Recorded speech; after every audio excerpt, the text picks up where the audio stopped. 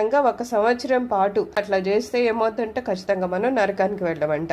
అంటే ఒక సంవత్సరం పాటు చేస్తే నరకానికి మాత్రం ఎట్టి పరిస్థితిలో వెళ్ళడంట.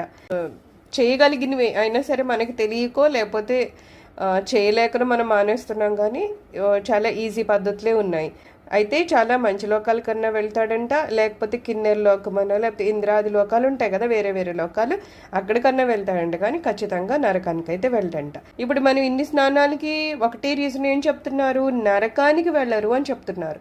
ఈ స్నానాలు నిన్ను కూడా వాయువ్య స్నానము ఎక్కడ చెప్పారు మనకి, ఎవరైతే నరకంలో ఉన్నారో వాళ్ళని బయటికి తీసుకురావడానికి కూడా వాయువ్య స్నానం చేయించారు. అంటే గోధూళిని కాసింత శరీరం మీద వేసినప్పుడు అతను నరకం నుంచి బయటపడి ఉత్తమ లోకాలకు వెళ్ళాడని చెప్పారు. అలాగే ఈ దివ్య స్నానం కూడా మనం పని కట్టుకుని ఒక సంవత్సరం పాటు ఖచ్చితంగా పొద్దున్న కానీ సాయంత్రం కానీ ఆ 2 గంటల్లో ఆ స్వామివారి